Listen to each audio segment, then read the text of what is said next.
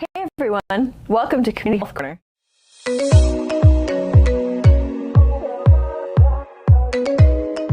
I'm Lacey. And I'm Ursula. Guess what? What? It's June, and we're feeling the summer heat. We are halfway through the year, and it's summertime. During the summer months, we should be aware of any harmful effects of being in the sun and the heat. Sunscreen, sunglasses, and hats are a great way to protect your skin from damaging rays. Most importantly, hydrate. Staying hydrated while outside is key in preventing dehydration and heat-associated dangers. Let us be safe this summer while we have fun in the sun. Today, we're going to discuss men's health because it is Men's Health Month, and it's important to remind our guys of tests and screenings that help prevent major health problems. Additionally, we are talking all about veggies this month. Eating the rainbow can be fun, affordable, and healthy. We have a special recipe for you today, and you guessed it, veggies are the star of the show. Today, we will be featuring a vegetable ratatouille. Can't wait to taste it. Can't wait to make it. Yeah. We will also be talking about balance. Balance is a key part in preventing injuries as we age, and it's the core of any physical activity. Steady, sturdy, and balanced, we will show you how to enhance your balance with some easy exercises at home.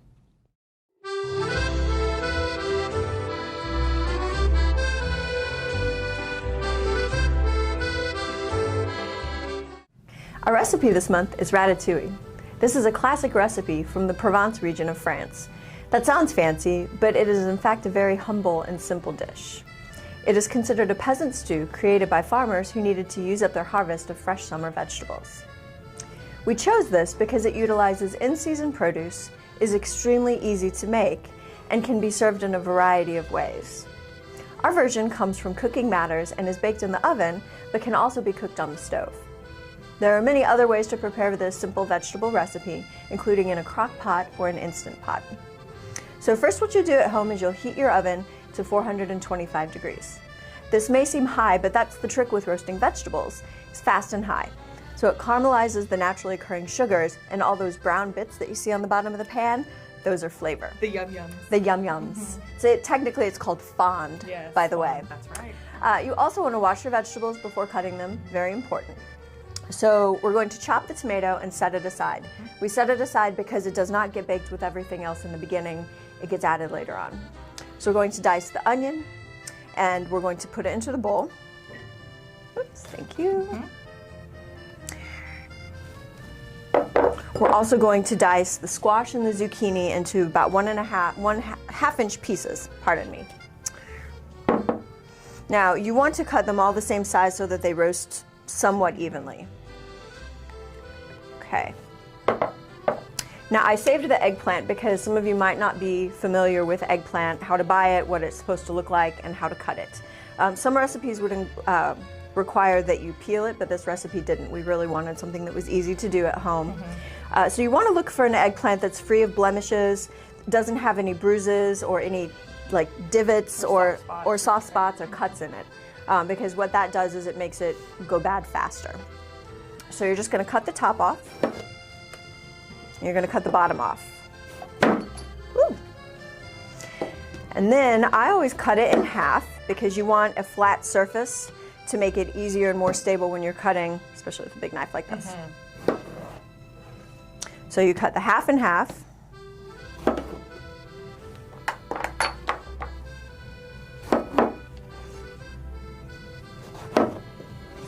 And then you're going to cut down long ways like that. Drop those right in the bowl. Cubed, yeah. Yeah. So you've All got these colors. Yes, so lots of colors. All about the rainbow. It is. So we're going to do this with all 4 sections of the eggplant.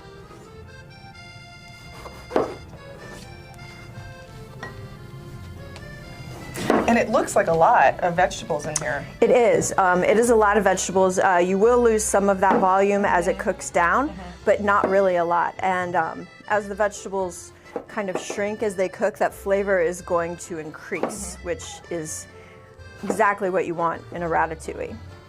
It just becomes this really rich vegetable stew.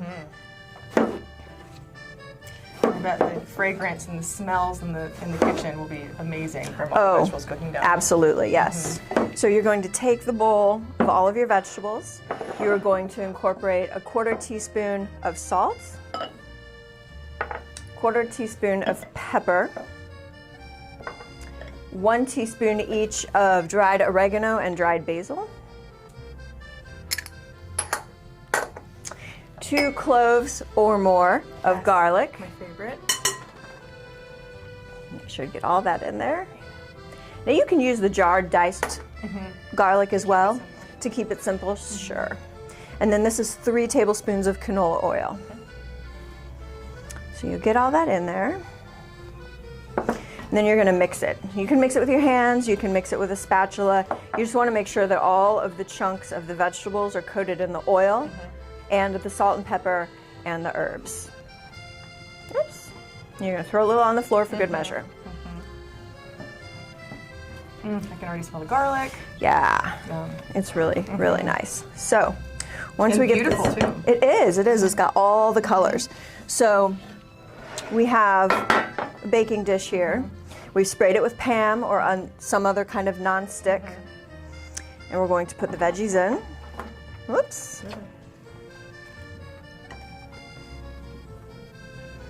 Can I hand you this bowl? Yeah. All right. Thank you.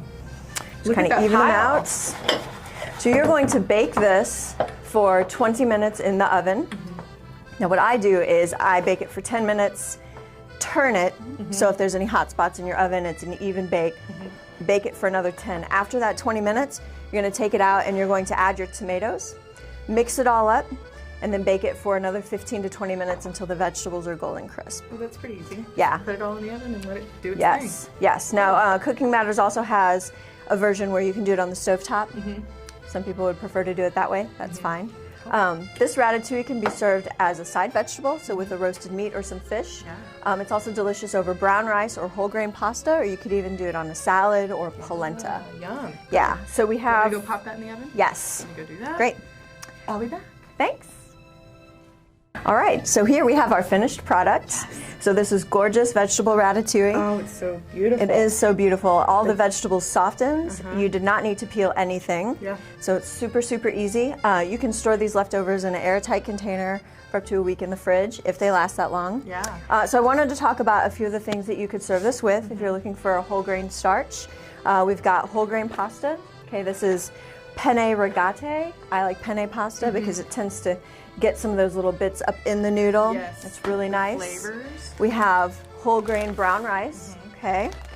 And then we have polenta. So you can make polenta from a dry, loose polenta, it's cornmeal, or you can slice this, do a little pan sear, or stick it in the oven and serve it with the ratatouille as well.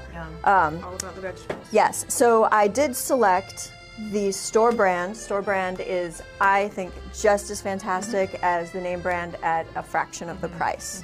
So we wanted to definitely highlight that it's a better deal. They're often on sale, and they're just as good. They are just as good. Okay. That looks delicious. Thank I can't you. wait to try it. All right. Bon appetit. Although we have such a great selection of fresh produce during the summer, learning how to also incorporate frozen and canned vegetables into your diet can reduce your overall food cost. And today we are comparing corn and green beans, 2 items that are grown in many places and are available in fresh, frozen, and canned servings. The difference in cost can often depend on which vegetable you are looking at buying and where you live. Some regions of the country grow different vegetables in great quantity, making them more affordable. Generally, unless the vegetable you need is in season, purchasing fresh vegetables is more expensive than either canned or frozen varieties. Yes. For example, because we are not yet in the height of corn season in Georgia, we had to pay about 40 cents per ear. We were able to purchase the same amount of frozen corn for about 25 cents per serving and canned corn about 20 cents per serving. Because fresh vegetables can often be on sale while in season, make sure to check out the state farmers markets and roadside sellers around you for great deals, especially if you're buying in large quantities. When purchasing any vegetables, look for ones that are free of bruises or cuts, as those can make a piece of produce go bad very quickly. There are also online companies that specialize in ugly produce that is still perfectly good to eat, just not as pretty. Canned vegetables are extremely shelf-stable and very affordable. Also, nearly all canned vegetables are available in either a low-sodium or no-salt-added option for the very same price. We say it all the time, but it bears repeating here. Always remember to drain and rinse all canned vegetables and beans, except baked beans, and make it a habit to purchase the low sodium or no salt added varieties. Excellent point. One question we are asked a lot is why are some items better to cook with canned instead of fresh? For instance, canned tomatoes are so much easier to cook with and have a better tomato flavor than most fresh tomatoes, and are a better product when making things such as spaghetti sauce or soups or chilies. Yeah, and beans are another example. Perhaps you have time to soak beans overnight before cooking them, but if you do not, then draining and rinsing canned beans makes a lot of sense. We're always talking about ways to minimize sodium content. And that's a great one. Another is to read the label. Not only do you have to pay attention to the sodium content of that particular canned good, but you must take the entire dish into consideration. If you're using more than one canned product, keep in mind that each one will have sodium. Especially if you are on a low sodium diet as recommended by your doctor, you may have to do some simple math. But once you get into the habit of doing so, it will just be second nature. So drain and rinse. Draining the liquid from a can of beans will cut the sodium content by as much as 36%. Rinsing them after you've drained them reduces the sodium content by 41%. Even if you are purchasing low sodium or no salt added products, getting into the habit of draining and rinsing canned goods is always a great idea. It is. Now that we've looked at all three options for vegetables, I want to go over some of the best ways to store them, both to maximize freshness and minimize food waste due to spoilage. Bananas, garlic, onions, potatoes, and tomatoes do not go in the fridge as a whole piece of produce, but instead need to be stored in a cool, dry place such as a pantry or a bin. Potatoes, onions, and garlic can go into the pantry or a bin that keeps them out of direct sunlight. Tomatoes and bananas are fine on the counter. Please do not refrigerate either of these. Of course, if you have cut one of these items up to use in cooking and have leftovers, those should be refrigerated. Yes. Most vegetables can be stored in the crisper drawer of your refrigerator. This crisper drawer will help protect your produce and keep the moisture in to maintain freshness for longer. Freezing vegetables at home is a fast and convenient way to preserve them at their peak maturity and nutritional quality. Additionally, if you purchased a large quantity, this is a perfect way to preserve them to enjoy at a later time. June is all about veggies. Why, you may ask? Because we are in the height of fresh summer produce season. We're going to go over 4 main vegetable topics today to give you a better understanding of how easy, affordable, and important incorporating vegetables into your daily diet can be. The first tip is to eat the rainbow. This is a super simple and basically means that you want to eat veggies of all colors. When you do this, you're getting a variety of vitamins and minerals, since each color of vegetable contains different nutrients. Based on their nutrient content, vegetables are organized into 5 subgroups. Dark green vegetables include broccoli, spinach, and various greens such as kale and collards. Red and orange vegetables include bell peppers, carrots, and tomatoes, although we know tomatoes are fruit. Beans, peas, and lentils can either be dried, canned, or frozen. If you're using canned beans or lentils, remember to drain and rinse them. Starchy vegetables are potatoes, sweet potatoes, and yams.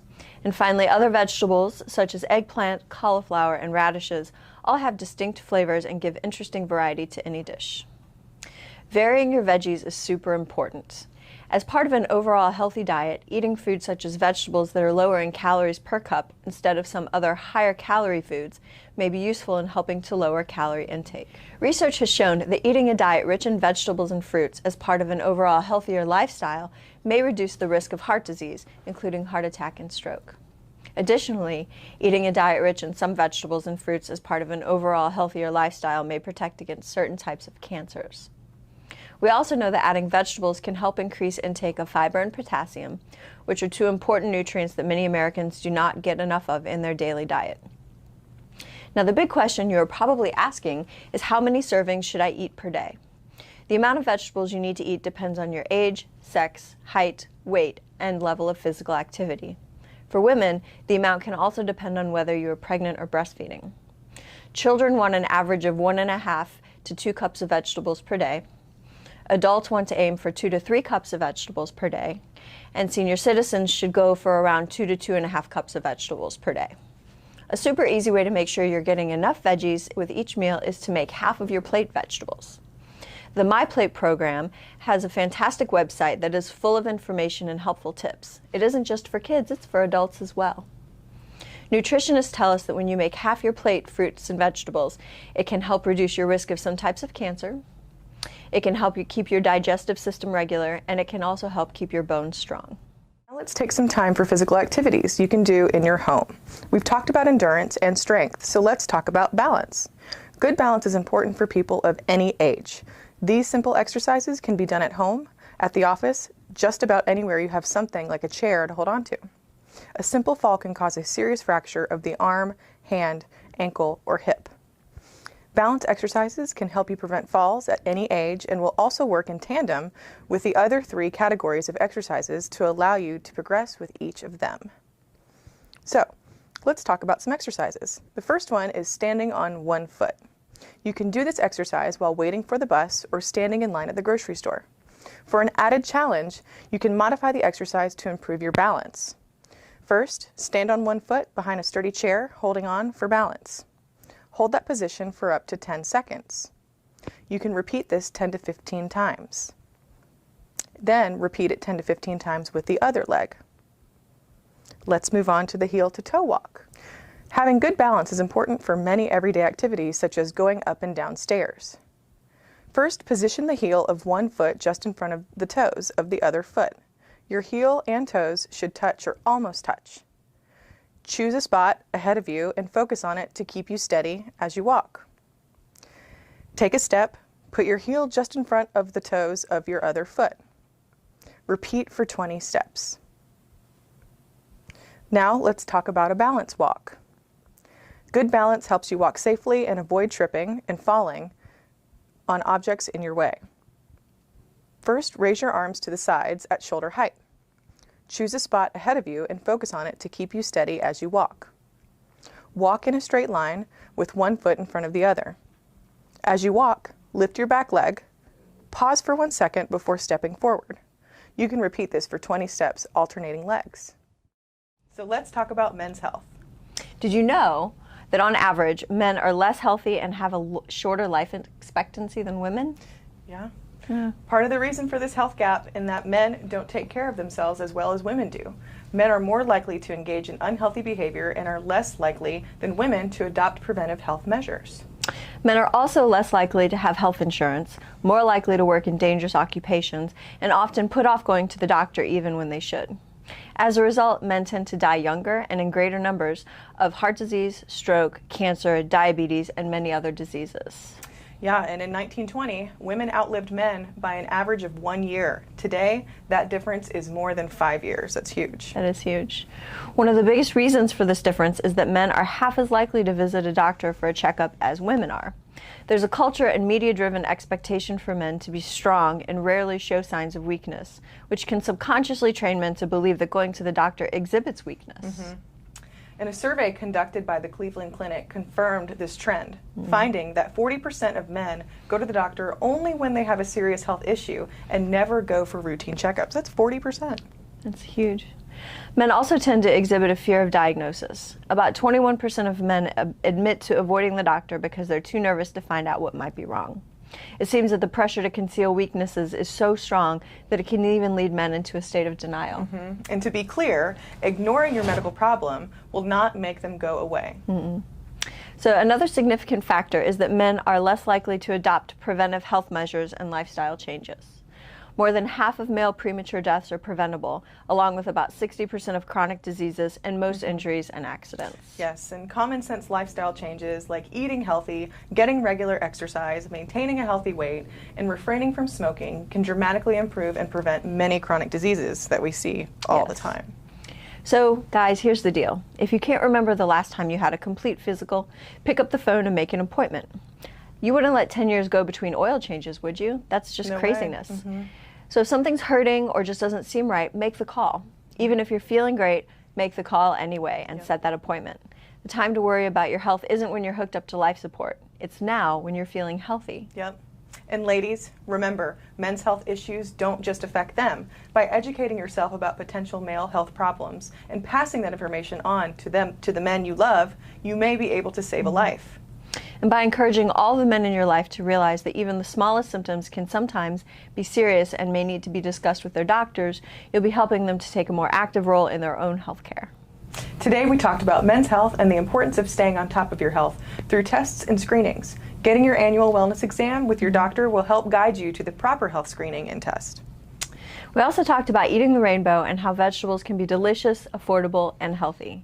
And we covered ways to store vegetables to decrease food waste. All in all, we are making the summer a healthy one to prevent disease and reshape our sometimes not so good health habits. Don't forget to practice your balance. Balance is a core function of everyday living and can prevent injury. Thanks for joining us in our corner today. Follow us on Facebook and Instagram for more helpful hints and tips to keep you on the road to a healthy lifestyle. See you next time. Bye.